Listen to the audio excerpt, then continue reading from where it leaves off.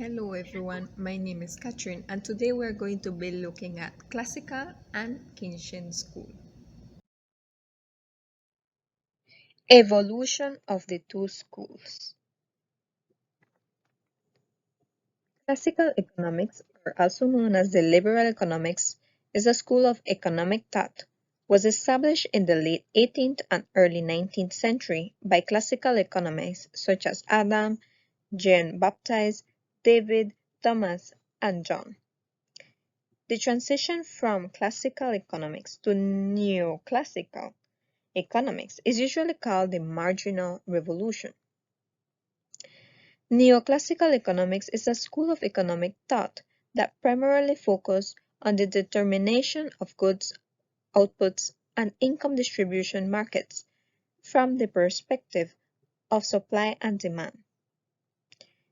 The transition from neoclassical to new classical is known as the RBC Revolution from 1950 to 1970.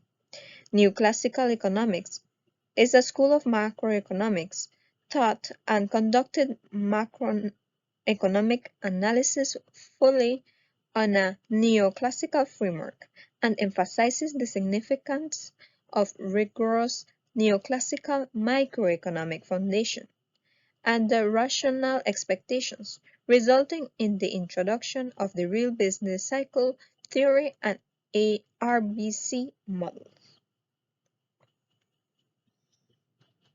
In contrast, we have Keynesian economics is a school of economic thought formed primarily based on the various existing theories about how economics output, for example, aggregate supply, is strongly influenced by aggregate demand in the short run.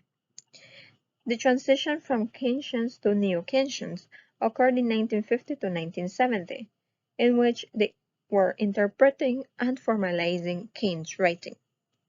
Neo-Keynesian economics is a school of macroeconomic thought that was initially developed in the post-war period from Keynes' seminal book. This school consists of a collection of economists such as John, Franco, and Paul, whose main objectives was to interpret and formalize Keynes' idea in a standard, conventional manner in economics. The transition from neo-Keynesians to new Keynesians is known as stagnation in 1970. A series of new ideas, for example, utilizing a microeconomic basis, or the so-called microfoundation in macroeconomic analysis, was put forth to bring novel tools to original Keynesian and neo-Keynesian analysis, so that the new Keynesian model can explain the new emerged economic phenomena and events in the 1970s. Classical versus Keynesian schools. Who are the main founders of these two schools? Adam Smith is the main founder of the classical school, while John Keynes is the main founder of the Keynesian school. In the overall, the classical and the Keynesian schools are the creators of economics. The main creator of microeconomics is the classical school.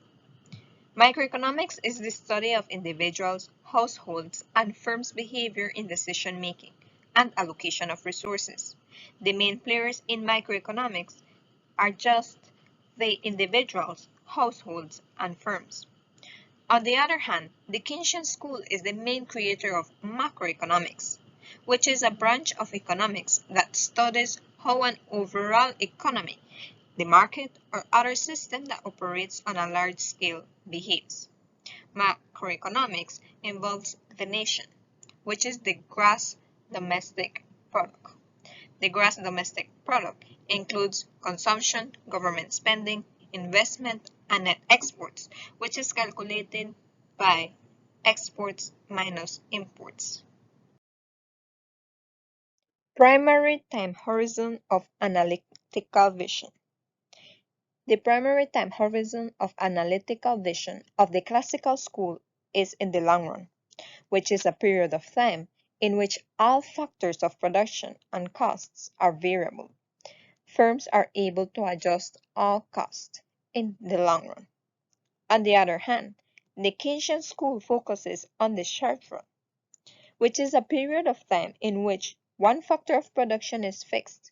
Firms are only able to influence prices through the adjustment made to production levels. The side of the economy on which they lay the main emphasis of their analysis.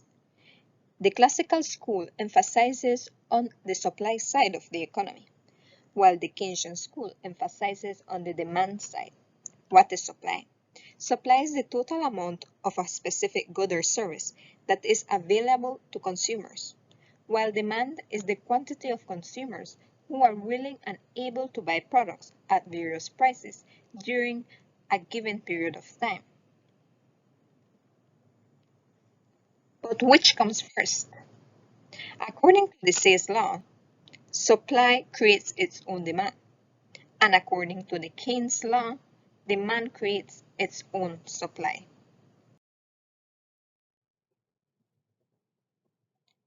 Both scope and forms of government intervention in the economy.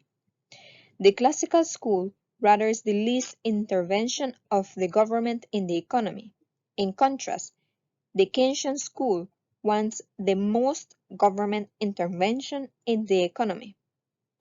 The forms of government intervention for the classical school are through regulating property rights and managing externalities, public goods, and common resources, amongst others. For the Keynesian school, forms of government intervention are monetary policy and fiscal policy.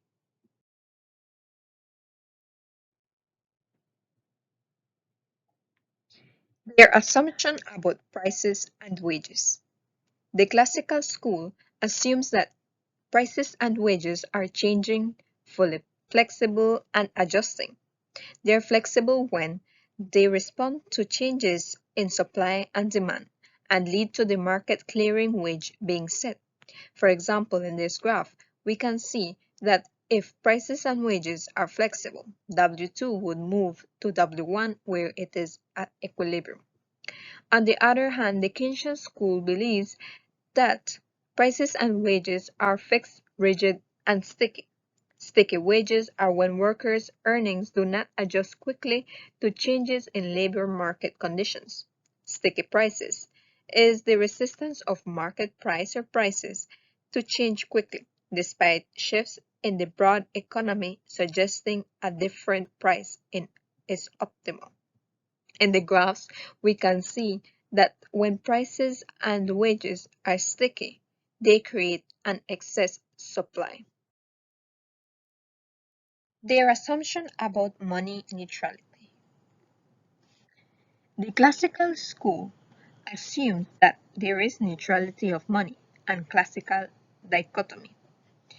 Neutrality of money, or money neutrality, is the proportion that changes in the money supply do not affect real variables. Classical doctrine that the economy is always at or near the natural level of real GDP. On the other hand, the Keynesian school assumes that there is a money disequilibrium theory. Monetary disequilibrium theory states that output, not only prices and wages, fluctuate when a change in the money supply.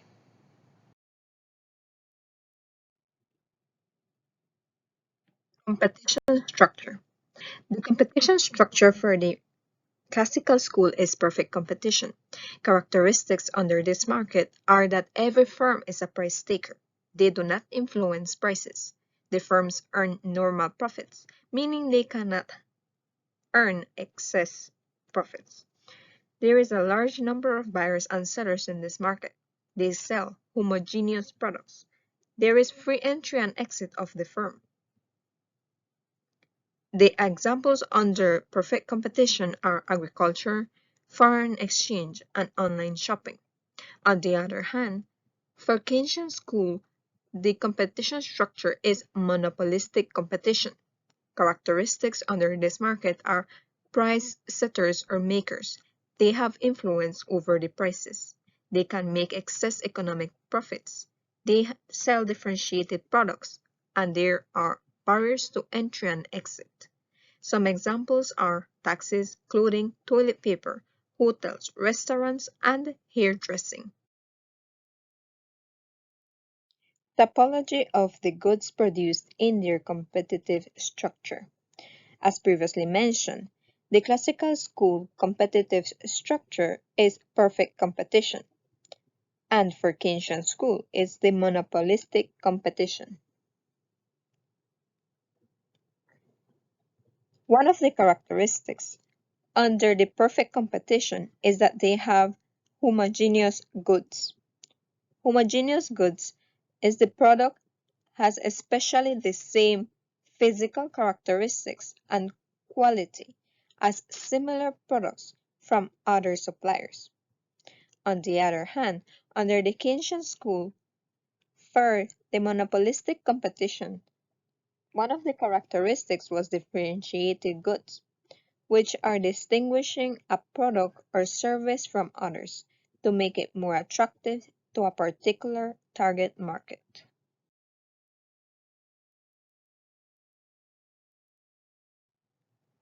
We know that COVID-19 has been impacting the world in various ways. Some short-run impacts of COVID-19 pandemic are increase in unemployment, alteration of business revenues, lockdown of countries including businesses, schools, and borders, temporary scarcity of COVID-19 prevention products like rubbing alcohol, hand sanitizer, masks, and also hospital availability.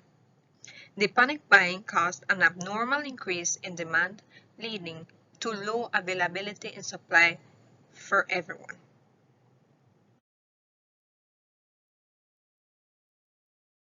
COVID-19.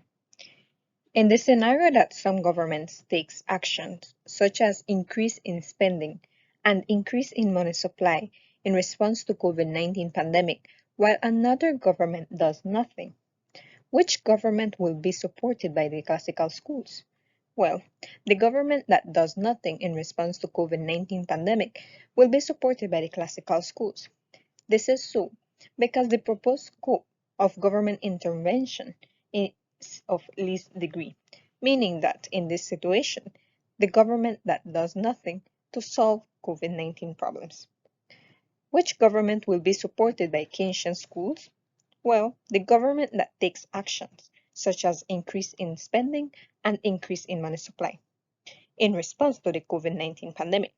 This is so because the proposed scope of government intervention is of greatest extent for the Keynesian school, meaning for the government to take action and does everything possible to solve a problem.